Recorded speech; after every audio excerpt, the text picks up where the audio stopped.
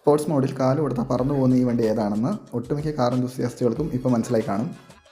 Yes, ഇന്ന് നമ്മുടെ കൂടെ ഉള്ളത് ഹുണ്ടായ് i20 N-Line ആണ്.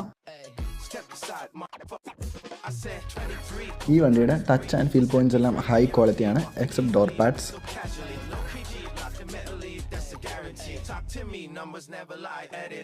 1000cc 3-cylinder ടർബോ പെട്രോൾ എഞ്ചിനാണ് ഈ വണ്ടിയിലുള്ളത്.